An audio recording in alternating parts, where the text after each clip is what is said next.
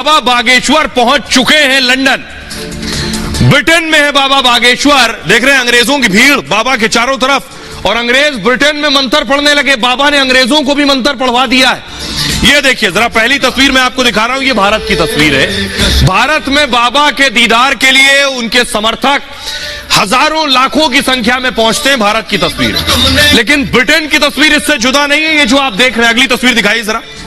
ये देख रहे हैं बाबा ने जब फ्लाइट पकड़ी, फ्लाइट के अंदर की तस्वीर मैं आपको दिखा रहा हूं, और उसके बाद बाबा वहां पहुंचे तो देखिए कैसे उनका वेलकम हुआ। देख रहे हैं, ये एयरपोर्ट की तस्वीर है। ब्रिटेन के एयरपोर्ट पर जब बाबा बागेश्वर पहुंचे, भारी भीड़ उनको देखने के लिए, उनके साथ सेल्फी लेने के लिए। अंग्रेज उनके साथ थे, न सिर्फ अंग्रेज, दूसरे देशों के नागरिक भी बाबा से मिलने के लिए पहुंचे थे। अगली तस्वीर दिखाइए। उसके बाद ये देखिए, ये बाहर की तस्वीर है जब बाबा गाड़ी से पहुंचे। देखिए भीड़, फुल स्क्रीन लीजिए जरा। बाबा बागेश्वर ब्रिटेन में आप देख रहे हैं, अंग्रेजों के बीच बाबा बागेश्वर, और उनको देखिए जैसे कोई बड़ा सेलिब्रिटी, कोई स्टार आ रहा हो, उस तरह से चारों तरफ भीड़, मोबाइल कैमरे में बाबा। ये देखिए अंदर से तस्वीर आप देख रहे हैं बाबा की गाड़ी की।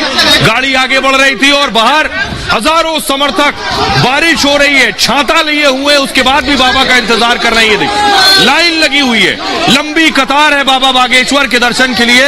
यह तस्वीर मैं आपको दिखा रहा हूं ब्रिटेन की। अगली तस्वीर देखिए जरा, और ये देखिए ये लंबी जो कतार देख रहे हैं, ये दीवानगी जो आप बाबा के लिए देख रहे हैं, ये बाबा बागेश्वर को सुनने के लिए भीड़ है। एक तरफ बैरिकेड लगी है और फुटपाथ पर देखिए जरा, यहां से वहां तक, जहां तक नजर जाएगी, बाबा बागेश्वर से मिलने के लिए इतनी भीड़ है। अगली तस्वीर दिखाई सर। अब बाबा बागेश्वर खड़े हुए हैं और देखिए लोग उन्हें सुनने के लिए मौजूद है। बाहर भारी भीड़, फुल स्क्रीन लीजिए इस तस्वीर को। ये ब्रिटेन की तस्वीर है, ये बिहार की तस्वीर नहीं है। बाबा बिहार भी गए थे, वहां भी ऐसी ही भीड़ थी। ब्रिटेन में सुनिए, आवाज बढ़ाइए जरा। बागेश्वर हमारे की कृपा हुई। हे कलयुग के राजा, हम पर कृपा करो, हम पर दया करो। अगर मनोकामना लेकर आए हो वो पूरी हो जाए तो बागेश्वर हमारे की कृपा हो जाए। तो ब्रिटेन में भीड़ देखी, बाबा का वेलकम देखिए। पाउंड की माला पहना दी गई बाबा को। भारतीय रुपया नहीं है, ब्रिटेन गए हैं तो पाउंड की माला देख रहे हैं गले में। बाबा बागेश्वर को गले में डाल दी गई। अगली तस्वीर दिखाइए, दूसरा अवतार दिखाते हैं बाबा का। ये देखिए नया अवतार है, ये बाबा बागेश्वर है जो यहां दूसरे किस्म की हैट लगाते हैं। ब्रिटेन जाकर दूसरी हैट में बाबा बागेश्वर। अगली तस्वीर दिखाइए जरा। बाबा बागेश्वर का चश्मा वाला अवतार भी आप देख रहे हैं। बाबा ब्रिटेन में बदले बदले नजर आए, और ब्रिटेन में बाबा बाबा हो रहा है। बाबा के सामने अंग्रेज भी मंत्र और श्लोक पढ़ रहे हैं। सुनिए। करो भव्य दिव्य तैयारी, नंदन आ रहे हैं मंगलधारी। जय सीताराम। नींद के पागलों की नासे रोग, जपत निरंतर। जय श्री राम।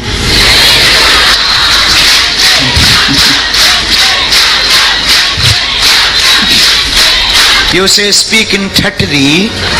Thatri.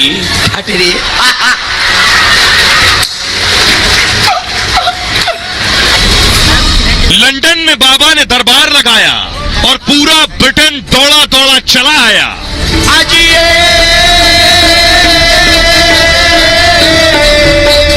कही छन राम पाद धनु तोरा, अरे भुवन धुनि घोर कठोरा, अरे भुवन धुनि घोर कठोरा। हॉल से लेकर सड़क तक जगह कम होने लगी, लेकिन बाबा के लिए अंग्रेजों की दीवानगी कम होने का नाम नहीं ले रही।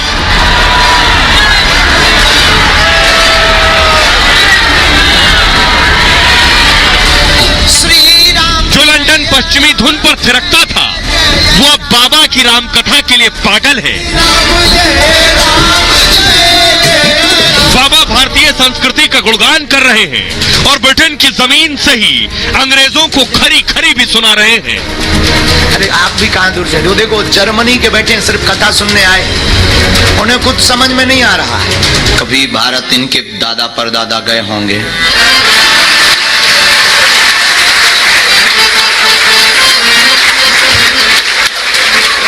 आज हम आए हैं।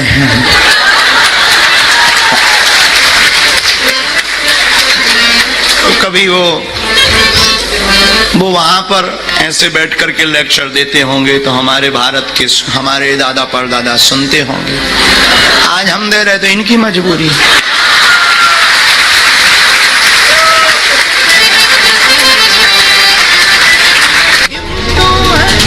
भारत में धूम मचाने के बाद ये बाबा का ग्लोबल अवतार है। अंग्रेजों के सामने ब्रिटेन से कोहिनूर लाने का ऐलान करते हैं, सनातन की हुंकार भरते हैं और अमेरिका से ब्रिटेन तक के भक्त बस बाबा बागेश्वर की जय जयकार करते हैं।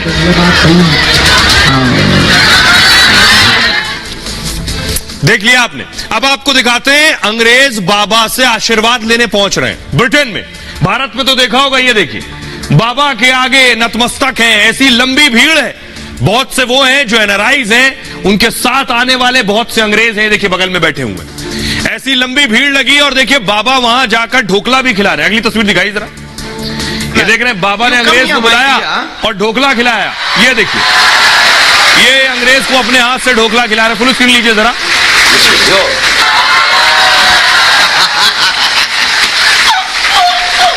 Dhokla dhokla, you come here my dear.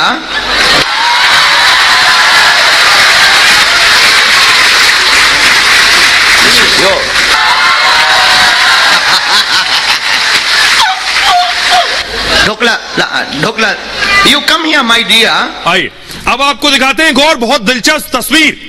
ये तो आपने अंग्रेजों को देखा जो ढोकला खा रहे हैं, बाबा के मुरीद हो गए। अब मैं आपको दिखाने जा रहा हूं किंग चार्ल्स के जो प्रतिनिधि हैं, ब्रिटेन के जो किंग हैं, किंग चार्ल्स, उनके प्रतिनिधि भी पहुंचे हैं और सनातन की सदस्यता ले ली है। फुल स्क्रीन लीजिए जरा। ये कोई आम इंसान नहीं है, फुल स्क्रीन लीजिए। ये कोई आम इंसान नहीं जिसे आप देख रहे हैं, धर्म ये किंग चार्ल्स के प्रतिनिधि हैं परिवर्तन कर और उन्होंने सनातन की मेंबरशिप ले ली है। today on 2 counts. अब आपको दिखाता हूं बाबा का ये ग्लोबल दरबार और बाबा का नया अवतार, दोनों चीजें देखिए जरा। ये आप देख रहे हैं बाबा बागेश्वर आपको नजर आ रहे हैं नए रंग रूप में, और दूसरी तरफ मजमा देखिए लगा है। लंदन में बाबा बागेश्वर का दरबार सजा है और दुनिया भर में बाबा के दरबार की चर्चा हो रही है। भारत के बाहर भी बाबा का दरबार सुपर हिट हो रहा है। बाबा बागेश्वर राम कथा लंदन के लेस्टर में सुना रहे हैं, लेकिन इसमें सिर्फ अंग्रेज और भारतीय नहीं पहुंच रहे, बड़ी संख्या में इटली, जर्मनी, अमेरिका से भक्त पहुंच रहे हैं। दरबार में फ्रांस, स्वीडन जैसे देशों से भी लोग आ रहे हैं। बाबा को सुनने के लिए भक्तों की भारी भीड़ है। पर्चा निकलवाने और अर्जी लगाने वालों की होड़ मची है। कुछ ही मिनटों में प्रवचन हॉल हाउसफुल हो जाता है, फिर हॉल के सामने भीड़ जमा होती है, जाम लग जाता है। भीड़ देखकर बाबा हॉल के बाहर भी पर्चा निकालते हैं। इससे ब्रिटेन में उनकी लोकप्रियता और बढ़ रही है। आधा लंदन बाबा के रंग में रंगा नजर आ रहा है इस वक्त। बाबा बीच बीच में अंग्रेजी हैट और चश्मा भी पहन लेते हैं, लेकिन अपने देसी अंदाज से सबको अपना मुरीद बना लिया है। विदेश में भी ठटरी और हिंदी के शब्द बोल रहे हैं बाबा, और जो बाबा की बात अच्छे से नहीं समझ पा रहा है उनके लिए बाबा की कथा और बात का अनुवाद भी हो रहा है। ब्रिटेन से बाबा अंग्रेजों पर कटाक्ष में भी पीछे नहीं है। कभी अंग्रेज भारत आकर अपना लेक्चर देते थे, बाबा कह रहे हैं कभी अंग्रेज आकर हमें लेक्चर दिया करते थे। आज लंदन में बैठकर मैं राम कथा सुना रहा हूं। लंदन में बाबा का दरबार 22 जुलाई से लगा है और 7 दिन के इस दरबार में दुनिया से लाखों लोग पहुंचे और करोड़ों लोग फेसबुक, यूट्यूब से भी शामिल हुए। ब्रिटेन के बाद बाबा अमेरिका जाने वाले हैं। अगला दौरा अमेरिका का है। बाबा ने एक कार्यक्रम में खुद ऐलान किया था इस बात का कि 15 अगस्त को अमेरिका वालों की ठठरी बांधेंगे। सुनिए जरा बाबा के इस नए अवतार में क्या कुछ कर रहे हैं बाबा। जरा उन तक माइक भिजवाओ, जरा हम ठठरी बुलवाएं उनसे। यू स्पीक से जय श्री राम। जय Shri Ram. ठटरी ठठरी ठठरी ठटरी। You are very good person. Very good, very good. Thank you. You enjoy Ram Katha? Yes, very much. को दिखाता हूं बाबा कहां थे। ब्रिटेन में। पिछले दिनों आपने देखा होगा ब्रिटेन में कई मंदिरों पर हमला हो रहा था तो सनातन के सबसे बड़े झंडा बरदार जब ब्रिटेन में हैं और वहां मंदिरों पर हमले हो रहे थे, ये तस्वीरें बाबा बागेश्वर ने भी देखी थी, ये तस्वीर आपने भी देखी होगी, देख रहे हैं मंदिर का झंडा हटा दिया गया था। वहां जो पाकिस्तानी कट्टरपंथी थे वो मंदिरों पर हमला कर रहे थे उस वक्त। ये सारी तस्वीरें बाबा बागेश्वर ने देखी है, देख रहे हैं पाकिस्तानी कट्टरपंथी थे और उन्होंने मंदिर पर हमला किया, मंदिर का झंडा हटा दिया। ये लंदन की तस्वीरें थी। अगली तस्वीर दिखाई जरा। और ये जो मंदिर पर हमले हुए, ये हमलों पर बाबा बागेश्वर ब्रिटेन में इलाज करके लौटेंगे।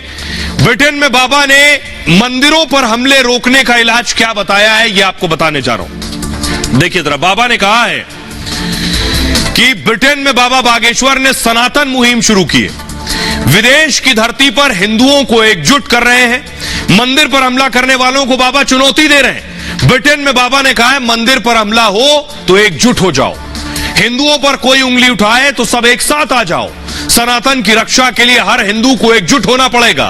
विदेश में रहने वालों खुद भी जागो, दूसरों को भी जगाओ, सनातन को बचाने के लिए हर हिंदू को एकजुट होना होगा। ब्रिटेन में हर हिंदू का एकजुट होना बहुत जरूरी है।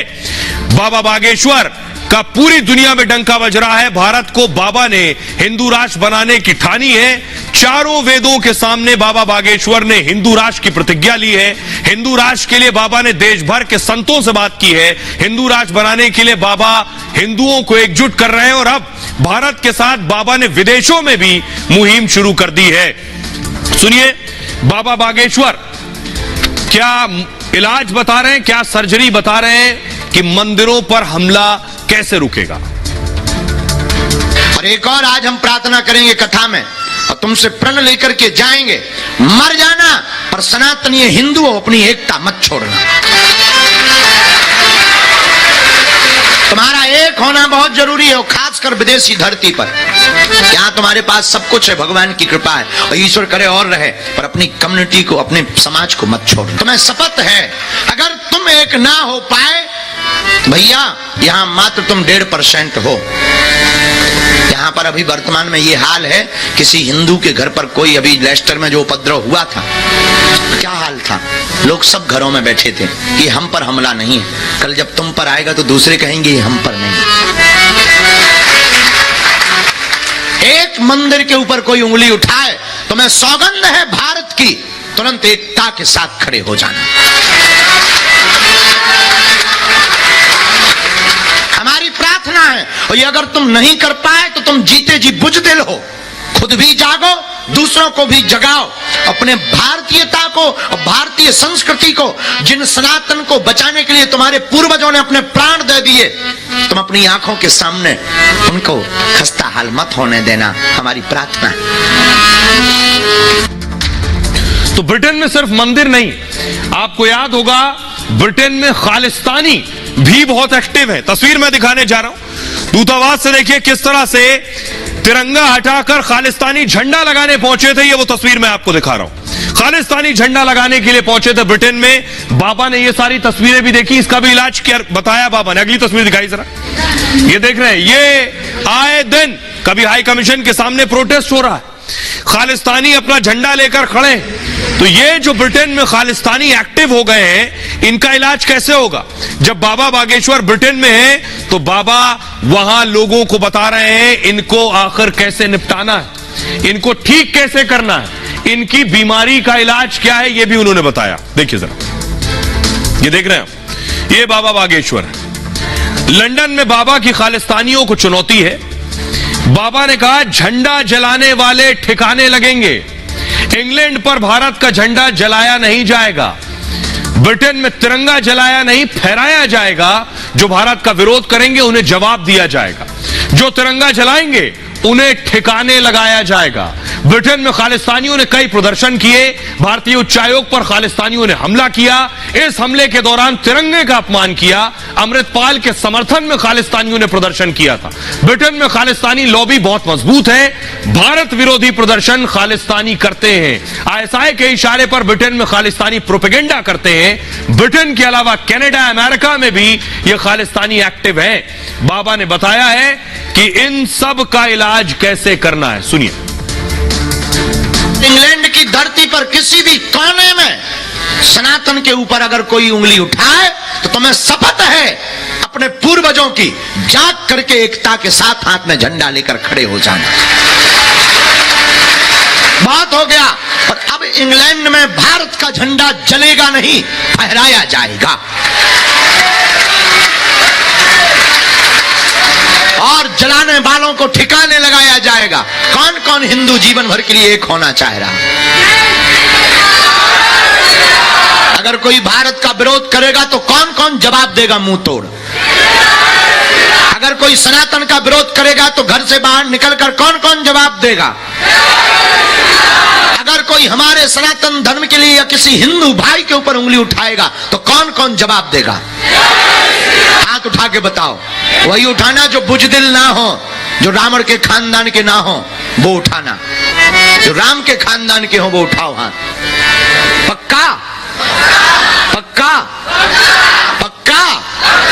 पक्का? मोबाइल पर वास्तविक में औरों को भी जगाओगे ना?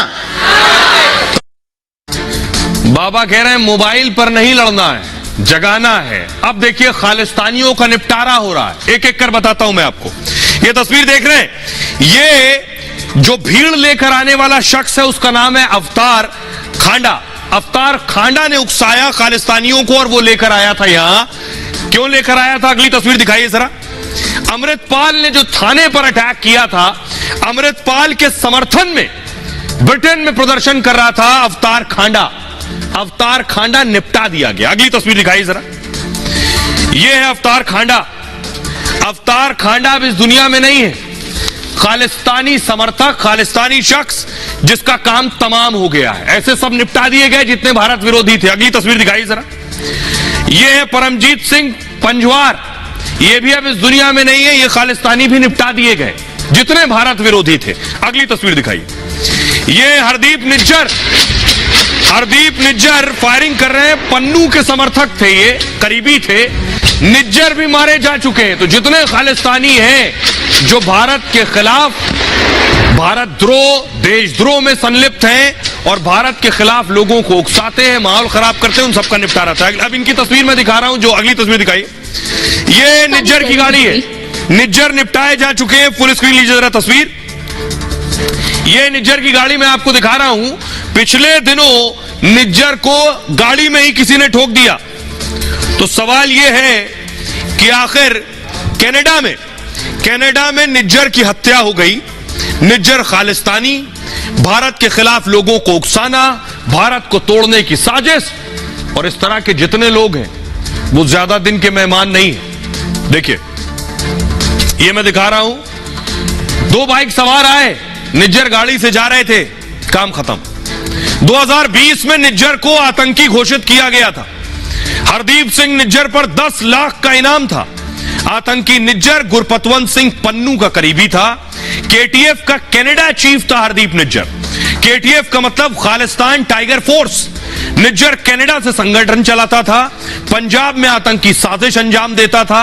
निज्जर खालिस्तानी आतंकियों को ट्रेनिंग देता था और खालिस्तानी साजिशों के लिए फंड जुटाता था। 18 जून को आतंकी निज्जर की हत्या हुई। 2 हमलावरों ने गोलियों से छलनी कर दिया। बाइक पर 2 युवक आए और गोली मारकर फरार हो गए। हमले के दौरान निज्जर कार पार्किंग में था। हमलावरों ने कार के अंदर ही गोलियों से भून दिया। निज्जर को कार से निकलने तक का मौका नहीं मिला। गोली लगने से कार में ही आतंकी निज्जर की मौत हो गई।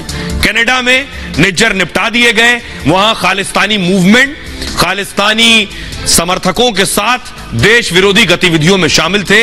एक भारत विरोधी निपटा दिया गया। एक ही नहीं, अब दूसरा मैं आपको दिखाने जा रहा हूं। अकेले निज्जर नहीं है, ये कनाडा में निपटाए गए। अब ब्रिटेन की तस्वीर मैं आपको दिखाऊंगा। ब्रिटेन में दूसरा खालिस्तानी निपटा दिया गया। देखिए, ये खांडा की बात मैं बताने जा रहा हूं। अवतार खांडा। अवतार खांडा को कैसे निपटाया गया, कैसे खात्मा हुआ, ये तस्वीर देख रहे हैं। ये अवतार खांडा भारत को तोड़ने की साजिश रच रहा था। ब्रिटेन हाई कमीशन पर तिरंगा उतारा। अमृतपाल को तैयार करने वाला शख्स ये है। भारत के खिलाफ साजिश के लिए तैयारी कर रहा था। अमृतपाल ने पंजाब में अपनी फौज बना ली। नया देश बनाने के लिए करेंसी मैप बनाया। लेकिन अब अमृतपाल जेल में। अस्पताल में इलाज के दौरान दम तोड़ दिया खांडा ने। 15 जून को बर्मिंघम हॉस्पिटल में इसकी मौत हो गई और दावा यह है खांडा के शरीर में जहर मिला है। किसने दिया इसको जहर?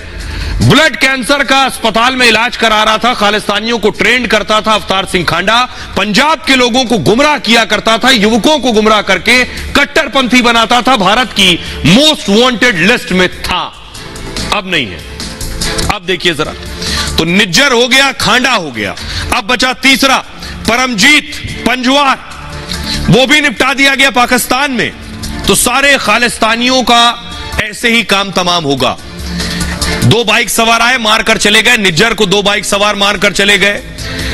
पाक से भारत के खिलाफ साजिश रच रहा था ये। 1999 में चंडीगढ़ में इसने बम ब्लास्ट कराया। खालिस्तान कमांडो फोर्स केसीएफ का सरगना था। 1990 के दशक में परमजीत पाक भाग गया। जुलाई 2020 में आतंकी घोषित हुआ। पाकिस्तान के लाहौर में नाम बदलकर रहता था। कुछ लोग बाइक पर आए और गोलियों से भून दिया। पंजाब का खात्मा करके बाइक से फरार हो गया।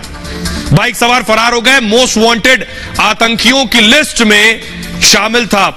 पंजवार का खात्मा किया और फरार हो गए बाइक से। यह भी मोस्ट वांटेड लिस्ट में था। अब मैं आपको बताता हूं, दुनिया में इस वक्त ये जो तमाम हत्याएं हुई, इसके बाद खालिस्तानी बौखला गए। तस्वीरें दिखा रहा हूं कुछ दिन पहले की, जो बौखलाहट है वो देखिए जरा। ये लंदन की तस्वीर मैं दिखा रहा हूं। लंदन में जो प्रोटेस्ट किया खालिस्तानियों ने, वो देख रहे हैं आप। अगली तस्वीर दिखाइए। मेलबर्न की तस्वीर आप देख रहे हैं। ऑस्ट्रेलिया में भी इन हत्याओं के बाद अब इन्हें समझ नहीं आ रहा अगला नंबर किसका है, इनके कौन से आका दूसरे हैं जो निपटा दिए जाएंगे। अगली तस्वीर दिखाइए। कनाडा की तस्वीर देख रहे हैं आप। कनाडा में ये पोस्टर लगाए गए हैं और शहीद लिख दिया गया है निज्जर को। अगली तस्वीर दिखाइए सर। ये आप देख रहे हैं टोरंटो की तस्वीर खालिस्तान प्रोटेस्ट की। तो इन जिन मुल्कों में ये खालिस्तानी प्रोटेस्ट कर रहे हैं, वहां की नागरिकता इन्हें कैसे मिलती है, ये भी मैं आगे बताऊंगा। अगली तस्वीर दिखाइए। अब देखिए जरा, अब खालिस्तानियों को भारतीय जवाब दे रहे हैं। फुल स्क्रीन लीजिए जरा, फुल स्क्रीन लीजिए। ये देख रहे हैं आप, ये पिछले दिनों की तस्वीर है जब खालिस्तानियों के सामने हिंदुस्तानी आकर खड़े हो गए थे और तिरंगा लेकर।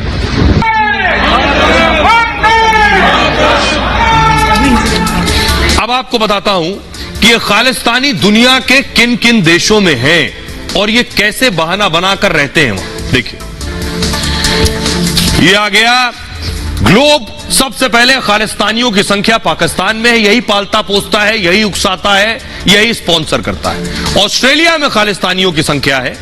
ऑस्ट्रेलिया के अलावा कनाडा वो देश है जिसमें खालिस्तानी मिलेंगे। अमेरिका में खालिस्तानी है और ब्रिटेन में भी खालिस्तानी समर्थक लोग हैं। अब आपको दिलचस्प बात बताता हूं, कभी आपने सोचा है ये जो खालिस्तानी है, इन्हें दुनिया के अलग अलग देशों में आखिर नागरिकता कैसे मिल जाती है? ब्रिटेन का उदाहरण मैं आपको देने जा रहा हूं। ब्रिटेन की नागरिकता इन्हें बड़ी आसानी से मिल जाती है। कैसे? तो मैं आपको बताता हूं ये कैसे नागरिक बन जाते हैं। इंग्लैंड में नागरिकता दिलाने का इन्हें धंधा चलता है। 40 वकीलों की फर्म इस काम में जुटी है। 50 लाख से 1 करोड़ रुपए में नागरिकता मिल जाती है।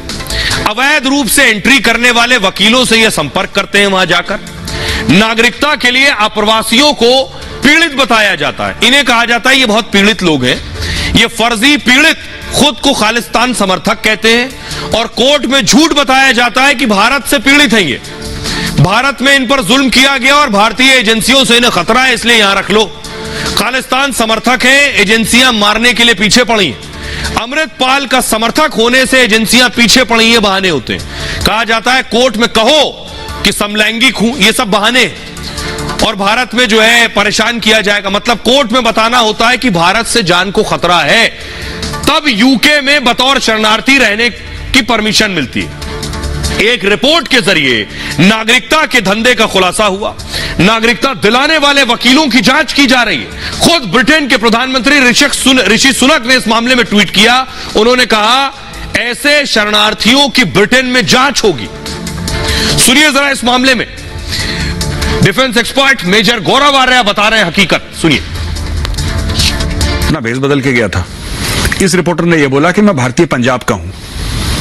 ये कहता है मैं भारतीय पंजाब का हूं, अब बताइए मुझे कौन सी ऐसी कहानी सुनानी पड़ेगी जज के सामने या अथॉरिटीज के सामने जिससे मुझे यूके की सिटीजनशिप मिल जाए। तो बोला साहब आपको एक बात कहनी पड़ेगी कि आप खालिस्तानी हो। अगर आप बोलोगे आप खालिस्तानी हो और आपके ऊपर जुल्म हो रहा है और आप अमृतपाल के सपोर्टर हो और जो भारत है, भारत की एजेंसीज हैं वो आपके पीछे पड़ी हुई हैं, तो फिर आपको चांस मिलना, आपको चांस हो सकता है कि आप यूके की सिटीजनशिप आप प्राप्त कर लें। तो आप देखिए कितना बड़ा एक जाल बुना जा रहा है यूके की सिटीजनशिप के लिए, और यही चीज कनाडा में भी हो रही है, यही चीज यूके में भी हो रही है, यही चीज आपकी अमेरिका में हो रही है, ऑस्ट्रेलिया में हो रही है। ये 3-4 जो देश हैं हर जगह सेम चीज करी जा रही है कि वकील हैं ये वकील, और ज्यादातर उसमें भारतीय मूल के वकील हैं। साउथ एशियंस भी हैं उसमें, पाकिस्तानी भी हैं उसमें, श्रीलंकन्स भी हैं, नो डाउट, पर उसमें ज्यादातर भारतीय मूल के वकील हैं जो सब झूठ बुलवाते हैं और बोलते हैं कि साहब आप इतने पाउंड हमें दीजिए, इतने यूरोज हमें दीजिए, इतने डॉलर हमें दीजिए और हम आपको सिटीजनशिप दिलवाएंगे। बस आपको झूठ बोलना है भारत के बारे में कि आपकी जान खतरे में है क्योंकि आपने डेमोक्रेसी का और फ्री स्पीच का झंडा उठा रखा है। खबरों में आगे बढ़ते हैं तो खालिस्तानियों का भी इलाज हो गया है और हो रहा है और होता रहेगा। एक और आज की बड़ी खबर है, आईएसआई के खेल में फंस गई अंजू। कल मैंने आपको बताया था अंजू और सीमा की कहानी कि आईएसआई ने किस प्लान के साथ इन्हें भेजा। अगली तस्वीर दिखाई, ये अंजू की आज की तस्वीर आई है। अंजू के साथ नसरुल्लाह बैठा है। एक बात सोचिएगा, ये जो शख्स है ये खुद को कहता है ये वीडियो बनाता है, लेकिन हर फोटो में, हर तस्वीर में ये शख्स बैठा हुआ है। अगर ये सिर्फ वीडियो बना रहा था, प्री वेडिंग शूट कर रहा था, वीडियोग्राफर है, तो ये दोनों के बीच में क्यों हर सीन में? यही तो खेल है सबसे बड़ा जो मैं आपको बताना चाह रहा हूं। कहने का मतलब, अगली तस्वीर दिखाई, इसके पीछे आईएसआई। कल मैंने आपको कहा था कि आईएसआई अंजू के सारे वीडियो लीक कर रही थी। क्यों कर रही थी? सिर्फ इसलिए कि अंजू अपने कदम वापस ना खींचने पाए।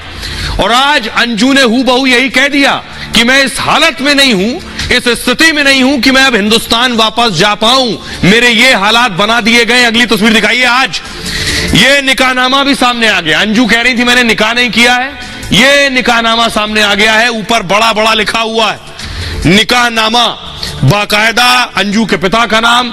इस निकाहनामा ने सारा झूठ सच कर दिया। आप जरा सोचिएगा, अंजू हर बात पर इनकार करती रही, हर चीज सामने आ गया। यही तो कोशिश थी कि अंजू को ऐसा फंसाया जाए कि वो भारत वापस ना जाने पाए। सुनिए जरा।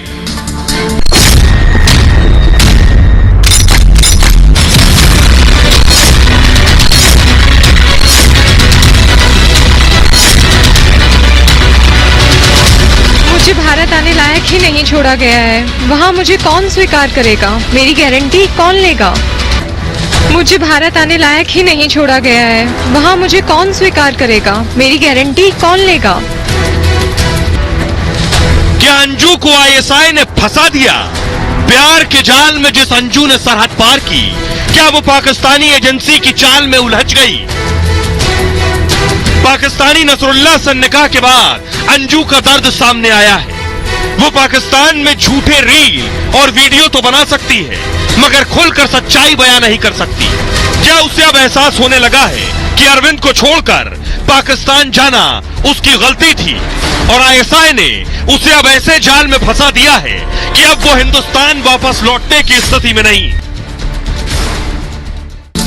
अब पहला खेल जिसमें अंजू को फंसा दिया गया। अंजू कहती रही वो तो जयपुर में है, अंजू बोल के गई कि वो जयपुर जा रही है। पूरी कोशिश ये थी कि जयपुर जाएगी, घर पर यही बताया था। देख रहे हैं, अंजू कह रही मैं जयपुर में हूं। सीमा हैदर के भारत आने से आईएसआई परेशान था। अंजू के पाक में एंट्री को आईएसआई ने मौका बना लिया। वाघा अटारी के रास्ते पाकिस्तान गई थी अंजू, वैध दस्तावेज के सहारे पाकिस्तान पहुंची थी। अंजू 2 साल से वीजे के लिए कोशिश कर रही थी, 2 साल से वीजा नहीं मिला। सोचिए, सीमा आई, पाकिस्तान एम्बेसी में आईएसआई के अफसर भी तैनात होते हैं। भारत की एजेंसियां कई बार इसका खुलासा कर चुकी हैं। सीमा केस के बीच अंजू के दौरे का प्लान करने में जुट गई आईएसआई। पाकिस्तान में अंजू के होने की खबर मीडिया को दी गई। पाक जाने की तस्वीर अंजू ने अपने फोन से बनाई। यह तस्वीर सिर्फ अंजू के पास होनी थी, क्योंकि अंजू तो घर पर बता के गई मैं जयपुर जा रही हूं। अंजू परिवार से झूठ बोलकर पाकिस्तान गई। ऐसे में अंजू इन तस्वीरों को वायरल नहीं करती। अंजू का इरादा सिर्फ नसरुल्लाह से मुलाकात करना था। अंजू ने बार बार कहा कि वो भारत लौटने वाली है। अंजू के दोस्त ने भी कहा कि अंजू भारत लौटेगी। इसके लिए अंजू अपनी कंपनी से छुट्टी लेकर गई थी। भारत वापस जाकर नौकरी भी जारी रखेगी। 20 अगस्त तक अंजू का वीजा वैध है। अंजू की तस्वीरें आईएसआई ने जबरन वायरल की। आईएसआई ने पाक में उसकी एंट्री की तस्वीर वायरल की है। वजह यह एक्सपोज हो जाए कि अंजू तो कह के गई जयपुर जा रहे हैं, यानी अंजू ने झूठ बोला। सुनिए, अब आपको सुनवाता हूं मैं। अंजू जब यहां से गई तो क्या कहकर गई, बेनकाब होने के बाद अंजू के पति अरविंद क्या कह रहे हैं, दोनों को सुनिए। रियल यही बताया था कि मैं अमृतसर जा रही हूँ, क्योंकि अमृतसर से ही वाघा बॉर्डर और यहाँ आना था। फिर जब मैं लाहौर पहुंच गई, नेटवर्क की वजह से बात नहीं हो पाई, तो जैसे बॉर्डर पर पहुंचे, वहाँ थोड़ा फोन का मसला है कॉल करने का, तो जैसे मैंने बॉर्डर पार किया और उसके बाद जो नेट कॉलिंग थी, मैंने उसके बाद बता दिया, सबको रब्ता किया, अपनी मम्मी को भी, सिस्टर को, और उनको भी बताया कि मैं लाहौर पहुंच गई हूँ। मेरे पास तो ये बता के गई थी कि जयपुर गई हूँ। हमने कंपनियों में जो स्टाफ है सब पूछते थे, हमने बता दी कि जयपुर गई है, जयपुर गई है। मेरे को कल शाम को पता चला है। क्या चला कि लाहौर में। मेरे को नहीं पता इस बारे में कि क्यों गई है, कैसे गई है, ये नहीं मेरे को पता। कैसे वीजा अप्लाई किया, कैसे क्या हुआ, कैसे वेरिफिकेशन हुआ, मेरे को इस बारे में कोई पता नहीं। अंजू को जब आईएसआई ने एक्सपोज कर दिया, जब पता चल गया कि अंजू पाकिस्तान में है, तो अंजू की दूसरी दलील क्या थी, मैं तो दोस्त के पास आई हूं, दोस्त से मिलने आई हूं। देख रहे हैं, अंजू ने कहा मैं तो दोस्त से मिलने आई हूं। अब जब तस्वीर आ गई, जब दोस्त कहा, तो आईएसआई ने क्या खेल किया, यह वीडियो जारी कर दिया। ऐसा वीडियो कोई दोस्त के साथ तो बनाता नहीं है। अंजू के पाक पहुंचते ही उसका वीडियो आ गया। पूरे देश को पता चल गया अंजू जयपुर तो गई नहीं, पाकिस्तान गई है। तो जयपुर वाला झूठ भी बेनकाब हुआ और दोस्ती वाला भी। फिर अंजू ने कहा दोस्त से मिलने आई हूं। अचानक अंजू का नसरुल्लाह के साथ वीडियो सामने आ गया। अंजू नसरुल्लाह का प्री वेडिंग शूट बताया गया। वीडियो शूट के दौरान 50 कमांडो दिखे इसमें। पाकिस्तान में शानदार लोकेशन पर तस्वीर बनाई गई। फिर अंजू नसरुल्लाह के इस वीडियो को लीक कर दिया गया। इस वीडियो को भी जानबूझकर आईएसआई ने लीक करा। पाकिस्तान में ही इस फोटो शूट को लेकर सवाल उठे। पाकिस्तानी पत्रकार कह रहे हैं ये ड्रोन शूट का पैसा कौन दे रहा है। अंजू को बोलना पड़ा सिर्फ वीडियो शूट किया है, शादी नहीं की है। सुनिए जरा, लेकिन इस पर भी अंजू ने क्या सफाई दी, उनके पति अरविंद क्या कह रहे हैं शादी पर। अच्छी जगह लगी मुझे, इसलिए मैं चाहती कि मैं दोबारा भी आऊं वापस, और बच्चों को भी साथ ले आऊं और उनको भी दिखाऊं, घुमाऊं। काफी अच्छा है और ऐसा कोई बात नहीं है, बहुत खूबसूरत है, बहुत अच्छा है। इसलिए मैं चाहती हूँ बच्चों के साथ। मैं अभी लाना चाह रही थी साथ में, पर उसका पासपोर्ट नहीं था, इसलिए मुझे छोड़ना पड़ा, नहीं तो मैं उसको छोड़ती नहीं किसी भी हालत में। अभी सुनने में आया है कि वो बच्चों को लेने आ रही है, बच्चों को साथ में ले जाएंगे। तुम्हारे बच्चे तो जाएंगे नहीं, वो सोच रही कि बच्चों को लेकर चले जाऊंगा, ये गलत है उसकी थिंकिंग। पूरा परिवार मेरा साथ दे रहा है। बच्चों को वो उन्होंने मना कर दिया कि बच्चे हमारे पास रहेंगे। बच्चे ये भी कह रहे हैं कि हमारे 4 माँ है। कौन कौन? उनकी 4 मौसियां हैं, 4 कह रही 4 हमारी मम्मियां हैं, एक मम्मी नहीं है हमारी। कोई बात नहीं। जब अंजू ने कह दिया मैंने शादी नहीं की है, तो क्या लीक हुआ सोचिए जरा।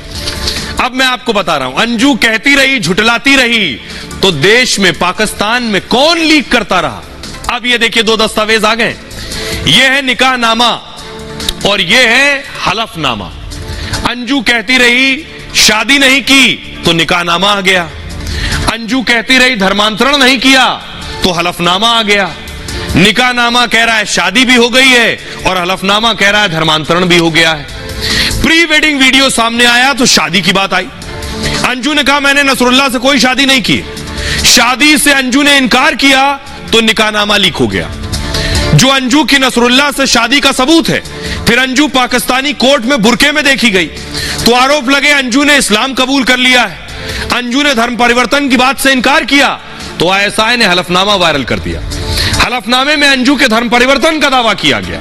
अंजू के नाम बदलकर फातिमा रखने का भी दावा किया। हलफनामे में भी मेहर में 10 तोला सोने की बात कही गई। हलफनामा सामने आने के बाद अंजू ने इसे गलत बताया है। अब तो सब सामने आ चुका है। सुनिए जरा अंजू की सफाई शादी पर और उनके पति अरविंद क्या कह रहे हैं। और इसलिए क्या क्या इशू बना रहे हैं लोग, क्योंकि मेरे दोस्त के पास आई हूँ तो इसलिए इशू बना रहे हैं कि कोई कह रहा है सगाई कर रहे हैं, कोई कह रहा है शादी कर रहे हैं, पर ऐसा कुछ भी नहीं है। मैं बस विजिट पे आई हूँ, लीगली आई हूँ और अभी मुझे वापस जाना है और बस मैं 1-2 दिन में वापस जा रही हूँ। जैसे और लोग आते हैं घूमने ट्रिप के लिए, ऐसे मैं भी आई हूँ। की जानकारी तो अब मीडिया पर जो आई वो हकीकत है, मगर फिर भी वो झूठ बोल रही है आके कि निकाह नहीं है, मेरा दोस्त है, वो है। मेरे को आज पता चला कि वो दावत खाने गई है कहीं, जी हो गया है, प्रूफ भी हो गया है। क्योंकि 5 स्टार होटल की भी एक वीडियो सामने आई है जिसमें वो दावत शाम के डिनर में कई लोगों के साथ बैठी हुई है, जिसमें उसका पति नसरुल्लाह भी शामिल है। नसरुल्लाह तो खुद ही फोन पे बोला कि सगाई हो गई है, मेरी निकाह हो गया है। वो नसरुल्लाह आपसे बोला था? मेरे से नहीं बोला, मैंने सुन लिया है। क्या कहा था उसने? उसने बोला कि हो गई है, निकाह हो गया है और अंजू मेरे पास नहीं है, पड़ोसी में गई है दावत खाने। अब सवाल तो यही है जो बात मैंने आपको कल बताई कि आईएसआई अंजू के पाकिस्तान जाने के बाद, अंजू क्योंकि यहां झूठ बोलकर गई थी, पाकिस्तान जाने के बाद यह हालात बना देगी कि अंजू कभी पाकिस्तान से भारत ना आने पाए। और आज अंजू यही कह रही है। अंजू को आज पाकिस्तान से अंजू का बयान आया, मुझे भारत आने लायक ही नहीं छोड़ा है, वहां मुझे कौन स्वीकार करेगा, मेरी गारंटी कौन लेगा। दरअसल आईएसआई का ऑपरेशन अंजू भी यही था। अंजू का एक एक वीडियो वायरल कराया, हलफनामे से निकाहनामा तक सब दुनिया के सामने। ये बड़े निजी दस्तावेज होते हैं, ऐसे पब्लिक में नहीं आ सकते। दोस्ती से पहले धर्म परिवर्तन, फिर निकाह। अब आईएसआई अंजू से अलग बयान दिलवा रही। सीमा केस के बाद आईएसआई ने अंजू को बुलाने का प्लान बनाया। आईएसआई की लिखी स्क्रिप्ट में अब अंजू फंस चुकी है। आईएसआई के मन मुताबिक बयान दे रही है अंजू। सुनिए जरा, डिफेंस एक्सपर्ट के सिन्हा साहब बता रहे हैं कि बड़ी प्लानिंग के साथ, शातिर तरीके के साथ आईएसआई ने अंजू को कैसे फंसाया। अंजू फातिमा जो पाकिस्तान के अंदर उनकी नाम, नसरुल्लाह का नाम आया और भिवाड़ी से जो ऑल ऑफ अ सडन ये 20 जुलाई के आसपास की कहानी है और 25 जुलाई तक जिस तरह से चीजें हुई हैं, ये टोटल आईएसआई का चलाया हुआ एक टारगेटेड है, जिसके अंदर में आपके या स्लीपिंग सेल कह लीजिए, उसको एक्टिवेट करना और उस तरह से। और पाकिस्तान के अंदर भी आ रही है कि हमने बदला ले लिया, यदि सीमा का बदला ले लिया अंजू से, पासपोर्ट का बनना, उसके बाद उसके वीसा का बनना, और वीसा भी इतनी जल्दी, क्योंकि 2022 में हुई तो क्या जल्दी 20 जुलाई 2023 के अंदर जब इस पूरी कहानी चल रही थी और आईएसआई और पाकिस्तान के पूरे चीज एक्सपोज हो रहे थे सीमा हैदर केस के अंदर में, तो वो होता है। और फिर आता है कि वो लाहौर पहुंच गए। खैबर पख्तूनख्वा में ये भी आता है कि निकाह हो गया। फिर वो एक डेविड वहां पर वो है आता है कि और किस तरह से उनकी पूरी शूटिंग हुई है, चाहे वो लाहौर में हुई, उसमें ड्रोन का इस्तेमाल हुआ है, उसमें मोबाइल फोन का है, उसको पूरे मीडिया के अंदर में आईएसआई ने उसको वायरल किया है।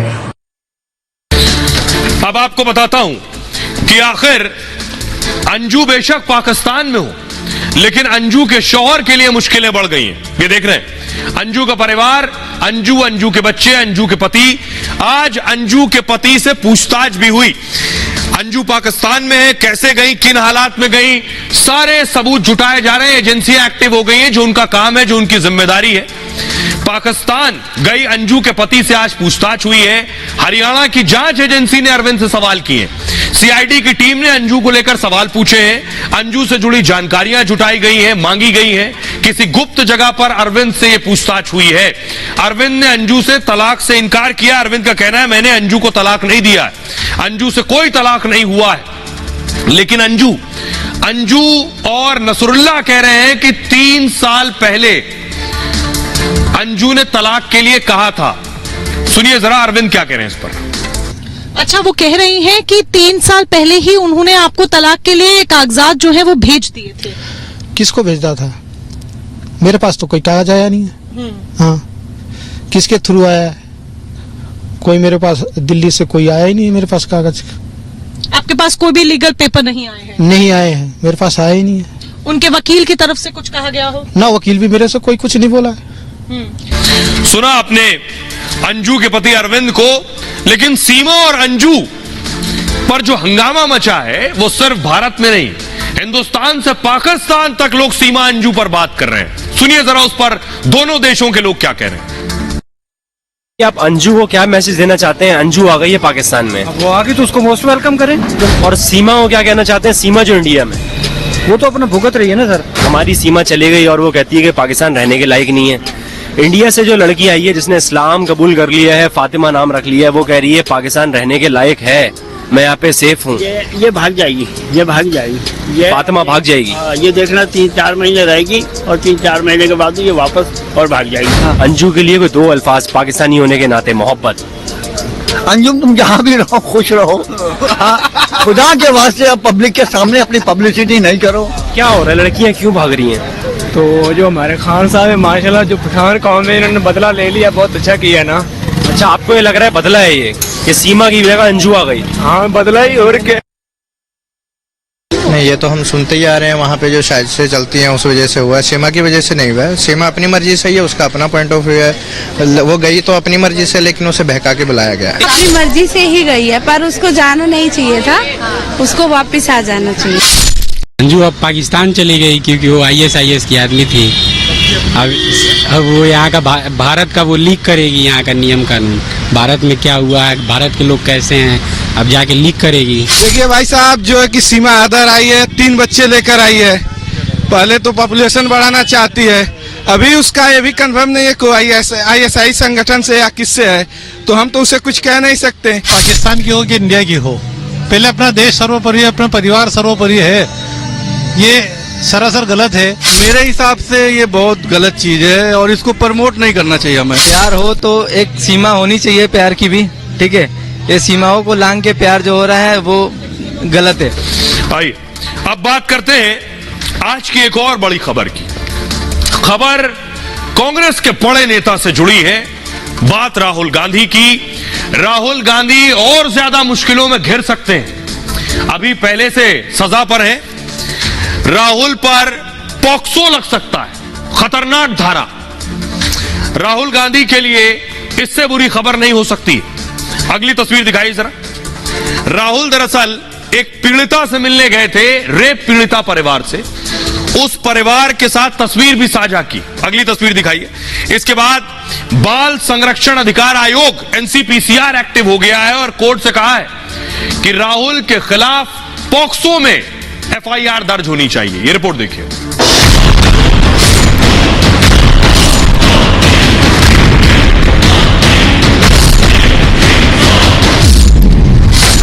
राहुल की मुश्किलें बढ़ती जा रही हैं।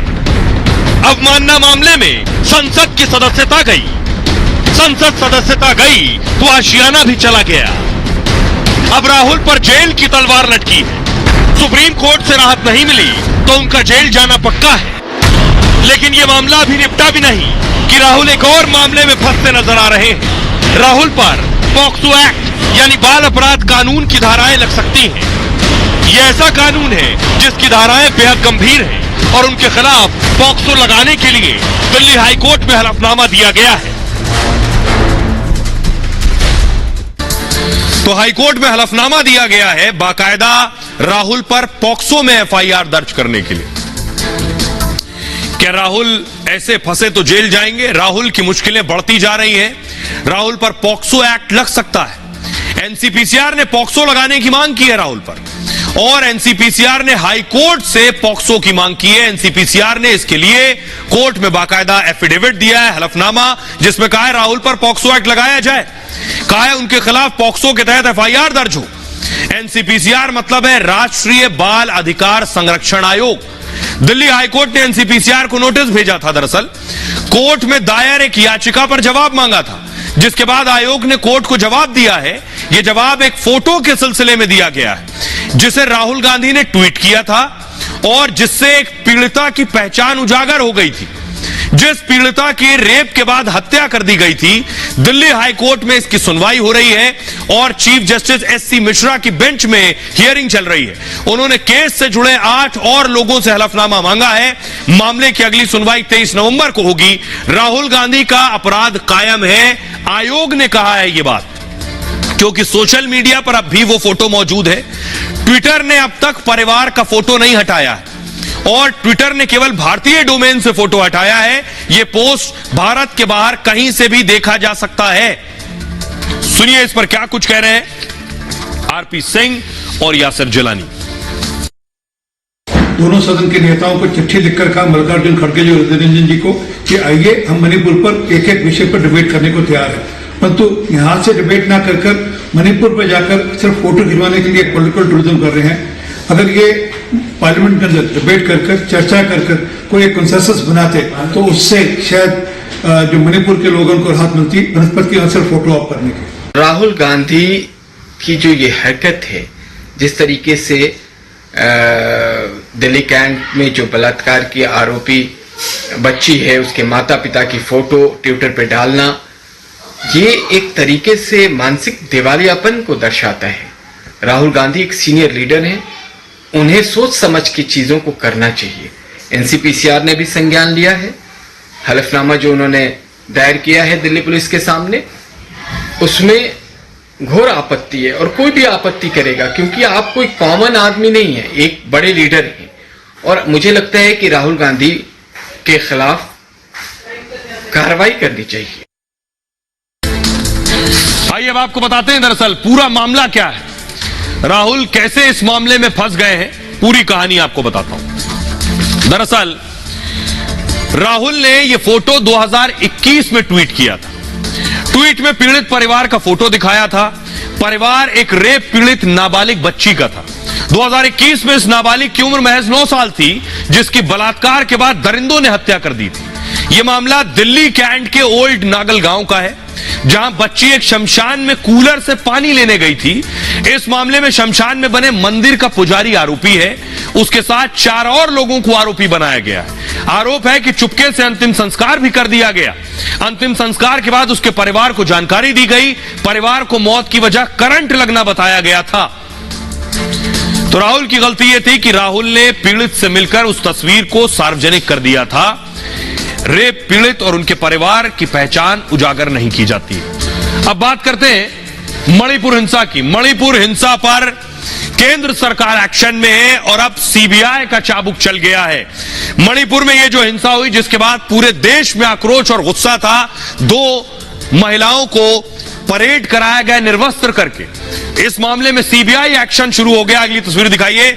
मणिपुर में सुरक्षा बढ़ा दी गई है। उसके बाद से अगली तस्वीर दिखाइए। इस मामले में सुप्रीम कोर्ट ने भी हस्तक्षेप किया है। एक्शन में मोदी सरकार है। मणिपुर के गुनाहगारों को बख्शा नहीं जाएगा। मणिपुर में सीबीआई ने कार्रवाई शुरू कर दी है। सीबीआई इस मामले को नजदीक से हैंडल कर रही है, क्योंकि इस मामले के बाद पूरे देश में उबाल था। देखिए जरा, एक्शन में मोदी सरकार। मणिपुर में दंगाइयों की अब खैर नहीं। मणिपुर हिंसा पर सरकार और सख्त हो गई है। महिलाओं से बर्बरता की जांच सीबीआई को सौंप दी गई। अब सीबीआई इस जांच को पूरा करेगी। इस बीच मणिपुर में सीबीआई फुल एक्शन में है। मणिपुर में कई मामलों की जांच सीबीआई कर रही है। अब तक हिंसा केस में 10 से ज्यादा गिरफ्तारियां हुई हैं। 6 एफआईआर दर्ज की है सीबीआई ने हिंसा मामले में। 9 जून को सीबीआई ने एसआईटी गठित कर 6 एफआईआर दर्ज की थी। मणिपुर हिंसा के मामलों का ट्रायल भी अब मणिपुर में नहीं, राज्य से बाहर होगा। असम की अदालत में इस पर सुनवाई होगी। इधर सरकार अपने लेवल पर भी एक्टिव है। गृह मंत्री अमित शाह ने मणिपुर के लोगों से बात की। उन्होंने कुकी और मैतेई के टॉप लीडर्स से बात की है। इससे पहले अमित शाह खुद इम्फाल का दौरा कर चुके हैं।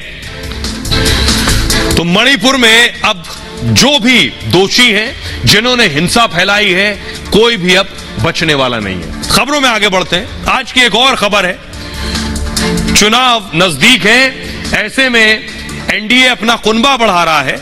लेकिन एनडीए में एक पार्टी शामिल हो सकती है, वीआईपी।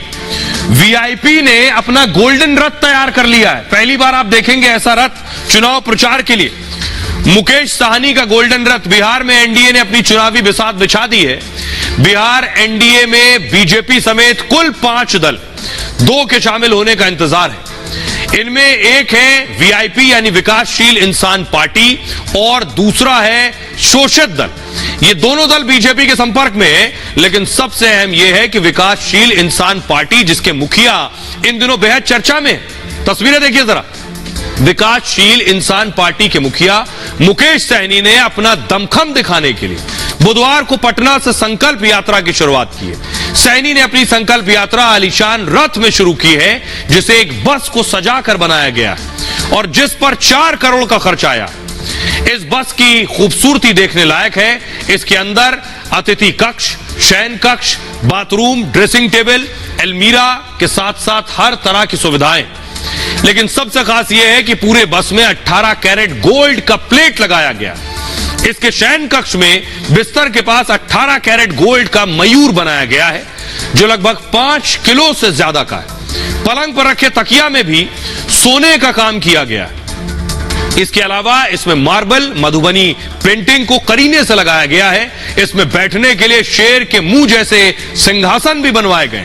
शेर का आकृति भी सोने की है। यहां तक कि ड्रेसिंग टेबल में भी गोल्ड प्लेटेड है। मुकेश सैनी का दावा यह है कि उनका यह आलीशान रथ किसी भी पार्टी के अब तक के रथ से सबसे ज्यादा खूबसूरत और महंगा है। सैनी के मुताबिक रथ में बने सिंहासन का मकसद यह दिखाना है कि सिंहासन पर सिर्फ राजा का बेटा ही नहीं बल्कि निषाद समाज का बेटा भी बैठने का हकदार है। मुकेश सहनी निषाद समाज से ही आते हैं। उनका वोट बैंक भी निषाद समाज ही है। और अब आपके लिए एक जरूरी खबर, शहर शहर आंखों की एक बीमारी फैल रही है, उससे सावधान रहने की जरूरत है। आंखें अपने आप लाल हो रही। ग्राफिक्स प्ले कीजिए प्लीज। उसके बारे में आपको बताऊं कि दिल्ली समेत कई शहरों में एक नई आफत आ गई है। स्कूली बच्चों और युवाओं में आंख की यह बीमारी फैल रही। हरियाणा, उत्तर प्रदेश और मध्य प्रदेश में आई फ्लू के मरीज तेजी से बढ़ रहे हैं। जहां तेज बारिश और बाढ़ आई है वहां यह बीमारी ज्यादा है। मौसम में नमी और उमस से कंजंक्टिवाइटिस संक्रमण बढ़ गया है और पीड़ित व्यक्ति के संपर्क में आने से आई फ्लू बढ़ता है। कई स्कूल ऐसे बच्चों को न भेजने की अपील कर रहे हैं। स्वस्थ बच्चों को भी स्कूल भेजने से कई अभिभावक बच रहे हैं। उन्हें डर है कि कहीं उनका बच्चा भी आई फ्लू से संक्रमित ना हो जाए। कई दफ्तरों में भी लोग ऐसे मरीजों से दहशत में हैं। अब आपको बताता हूं, पीड़ित व्यक्ति की आंखें गुलाबी या लाल हो जाती हैं और आपको बताता हूं इसका इलाज क्या है। अगर आपको इस तरह की तकलीफ है तो आंखों को छुएं या रगड़े बिल्कुल नहीं। साबुन या गर्म पानी से हाथ धोते रहें। अपने साफ पानी से 3 से 4 बार हाथ धोएं। फ्लू होने पर आंखों में काला चश्मा पहने और मोबाइल और टीवी से दूरी बनाए रखें। परिवार के लोगों से भी आइसोलेशन में रखें और अपनी तौलिया और रुमाल को भी अलग कर लें। लेंस लगाते हैं तो सोने से पहले उसे जरूर हटा दें। पीड़ित व्यक्ति से आई कांटेक्ट न रखें। डॉक्टर की सलाह पर ही दवा लें। बच्चों को ज्यादा सावधानी बरतने की जरूरत है। बच्चों के स्कूल बैग में सैनिटाइजर जरूर रखें। कंजंक्टिवाइटिस होने पर यदि धुंधला दिखाई दे रहा है तो तुरंत आई स्पेशलिस्ट नेत्र विशेषज्ञ डॉक्टर को दिखाएं। बहरहाल ये भारत की बात है, मैं इतना ही। आप अपना और अपनों का बहुत बहुत ख्याल रखिए। रुक रहा है एक बहुत ही छोटे क्विक हील ब्रेक के लिए।